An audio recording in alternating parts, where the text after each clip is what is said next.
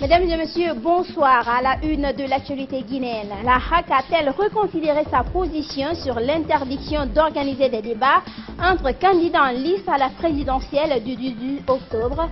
Les choses ont été clarifiées à l'issue d'une rencontre entre les responsables de la haute autorité de la communication et de l'URTELGUI. Pour Sanouki Falatissé, ça a été une incompréhension. Le procès en appel de Fonike Mangué est prévu le 30 septembre prochain. Pour l'heure, la sérénité règne au sein du collectif des avocats de la défense. C'est tout pour le sommaire. Dans un instant, les détails. Bonsoir à tous et bienvenue. Les responsables de l'URTELGUI se sont rendus au siège de la haute autorité de la communication ce lundi matin pour être clarifiés sur la décision prise par cette institution de régulation des médias, une décision interdisant l'organisation des débats entre candidats à la présidentielle du 18 octobre. Vous le savez, notre groupe de presse est clair là-dessus. Il n'est pas question de soumettre à cette mesure antidémocratique. Ansoubaï Balé, reportage. Il est interdit à un organe de presse d'organiser des débats entre des candidats. Cela est laissé au journal de campagne et tous les partis politiques sont d'accord sur cela. Par contre, une radio, une télé est libre de couvrir la campagne, mais en respectant tout ce qui est interdit et en ne faisant que ce qui est autorisé. Il n'a jamais été question d'interdire quoi que ce soit dans la presse en cette période électorale. La décision de la haute autorité de la communication a été mal comprise par les hommes des médias. Le président de l'URTELGUI l'a déclaré ce lundi au sortir d'une rencontre avec les commissaires de la HAC. Rien n'a été interdit dans les médias, et publics et privés. Le seul argument avancé par ces responsables est de dire qu'aucun média n'a la capacité de recevoir en même temps les 12 candidats à la présidentielle. Nous avons 12 candidats en liste. Est-ce que techniquement aujourd'hui, il y a un studio en Guinée qui peut abriter, qui peut prendre tous ces 12? J'ai dit non, il n'y en a pas. La HAC se montre plutôt inquiète sur la sécurité des journalistes en recevant un nombre de candidats dans un débat contradictoire selon le président de l'URTELGUI. Parce que nous avons vu en Guinée, et des radios ont été saccagées. Lors des débats contradictoires comme ça, il y en a qui se sont pris au collet dans le studio. Et si les gens arrivent à casser nos équipements, est-ce que vous, journalistes, vous aurez où travailler? Donc il faut que nous soyons beaucoup plus responsables dans le cadre de la conduite de ces débats contradictoires. Sanouki Falatissé promet que l'URTELGUI prendra toutes les dispositions pour encadrer les médias audiovisuels en cette période électorale. Le FNDC projette une manifestation le 29 septembre prochain pour dire non à un troisième mandat pour Alpha Condé. Et récemment, quelques membres du Front anti-nouvelle constitution ont porté plainte contre le commissaire Fabou Camara, le responsable de la police judiciaire. Il accuse d'arrestation arbitraire, dénonciation calomnieuse, menaces, violences et injures. Seko Koundouno, invité de l'émission Café Débat, est revenu sur cette affaire. Suivez. Pourquoi vous portez plainte contre La raison elle est simple, comme vous le savez, c'était dans la soirée du 5 mars 2020, si j'ai bonne mémoire, et j'étais au domicile de Ibrahim Diallo. Nous avons fait observer une descente musclée des hommes encagoulés avec des armes automatiques qui ont caillassé le portail principal, qui ont caillassé des biens au domicile d'Ibrahim, emporté des biens, violenté sa femme, nous violenté nous-mêmes et en violation de toutes les procédures en la matière. Nous avons estimé... les procédures en matière d'interpellation. En matière d'interpellation. Nous avons estimé que nos droits ont été violés. C'est pour quand même ce qui a valu quand nos avocats ont déposé la demande au niveau de la cour d'appel sur la procédure de notre arrestation, la juge au niveau de cette cour, dont je profite de l'occasion pour la féliciter et la remercier, a jugé nécessaire qu'on soit libéré, que nous ne sommes pas des bandits, nous ne sommes pas des gangs, que nous sommes des gens qui sont domiciliés, qui ont des activités connues de tous, qui ne peuvent pas quitter ce pays comme ils veulent. Donc si l'État estime que nous sommes en faute, que l'État puisse remplir toutes les procédures. Le procès en appel de Fonike Mengue s'ouvre le 30 septembre prochain. Ce responsable du FNDC avait été libéré le 27 août dernier par le TPI de Dixine. Joint au téléphone par notre rédaction, l'avocat de la défense, Maître Salif Béavougui, est serein. Mamadou Tanouba. Fonike Mengue doit comparaître le 30 septembre prochain à la cour d'appel de Conakry. C'est un procès en appel suite à la décision du TPI de Dixine en août dernier. Le membre du FNDC avait été acquitté, mais le procureur, qui est le poursuivant, n'a pas approuvé la décision rendue par le tribunal. Au sein du collectif des avocats du FNDC, c'est la sérénité qui règne, toujours, selon Maître Salifou Béavougui. Évidemment, le parquet, qui est une des parties au procès, sinon que la partie principale, qui avait succombé à relever appel. Et c'est cet appel qui sera examiné le 30, ou que l'examen va commencer le 30. Donc cela ne nous fait nous chaud ni froid, parce que nous pensons que c'est un dossier qui est vite. Pour Maître Salifou Béavougui, la décision du TPI de Dixine dans cette affaire est historique. Laissez-moi vous dire tout de suite que la décision de première instance est une décision béton. C'est une décision historique, c'est une décision bien motivée, c'est une décision qui ne pourra être que confirmée par les 3 magistrats expérimentés qui auront en charge cette procédure en appel. Donc, nous n'avons guère d'inquiétude par rapport à cela, parce que nous savons que, sincèrement, cette décision ne peut être que confirmée, vu que le dossier même est vide. En attendant le 30 septembre, le collectif des avocats du FNDC garde le moral pour défendre leur client qui a des ennuis judiciaires, a déclaré Maître Salifou Béavougui. Oumar Silla, alias Fonike Mengue, est le concerné dans cette affaire. L'Association guinéenne pour le développement social, économique et sportif a lancé des opérations d'assainissement des grands marchés de Conakry ce week-end.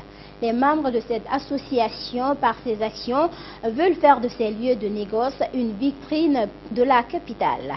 Sorikan Jabangour a suivi les étapes de Matoto Marché, de Yimbaya Marché et du stade Cabinet Kouyaté.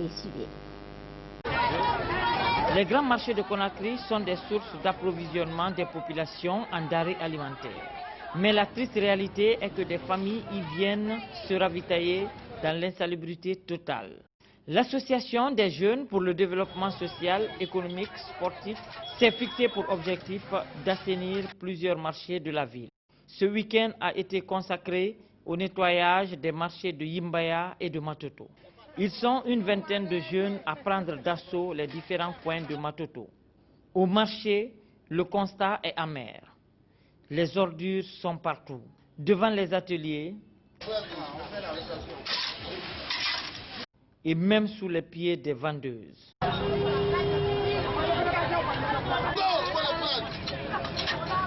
Ignorant complètement cette poubelle pourtant pas remplie, il faut donc se mettre à la tâche.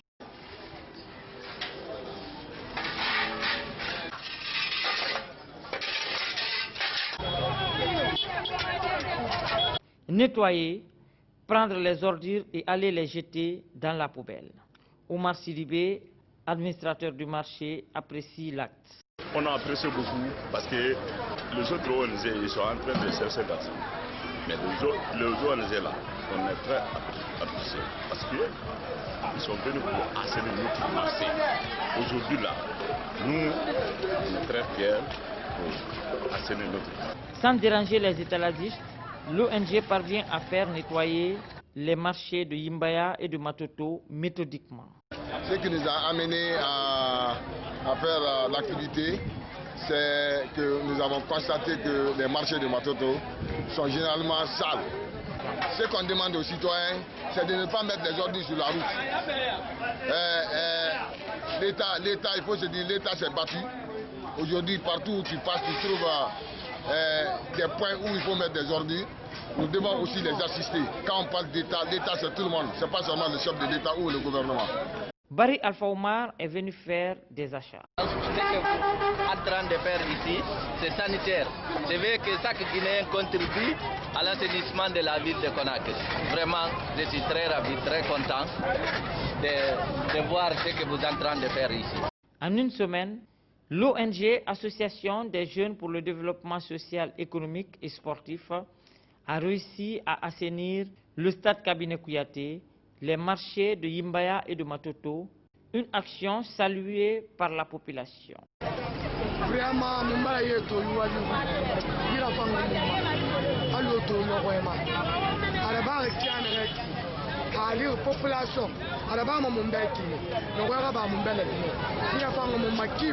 Cette action, je l'apprécie beaucoup. Et puis je le remercie aussi. Vraiment merci pour le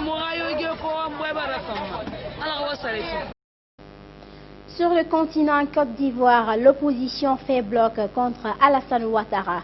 Elle appelle à faire barrage à la candidature du président sortant. Avec un seul mot d'ordre, la désobéissance civile. Suivez.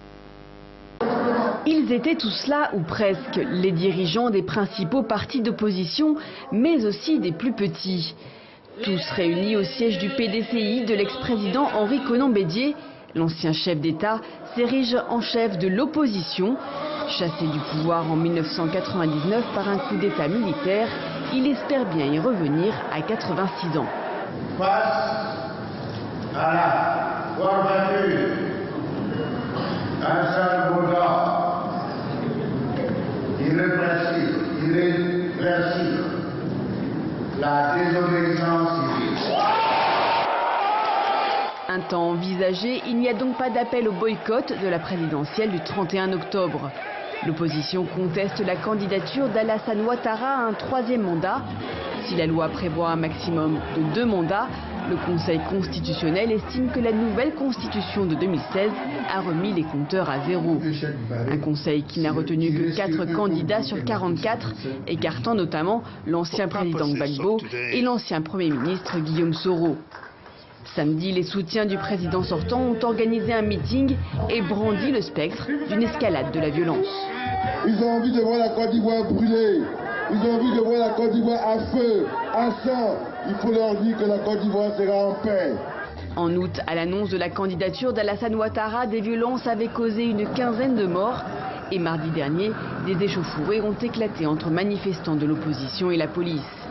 Les manifestations sont du coup interdites jusqu'au 30 septembre. Tout le monde garde en mémoire la crise post-électorale de 2010 qui avait fait 3000 morts. En interactualité, à 43 jours de la présidentielle américaine, la campagne électorale s'envenime encore un peu plus. Après la mort de la juge progressiste Ginsburg, Donald Trump annonce qu'il désignera en fin de semaine une magistrate pour la remplacer à la Cour suprême. Le candidat démocrate dénonce une pratique brutale du pouvoir. Suivez.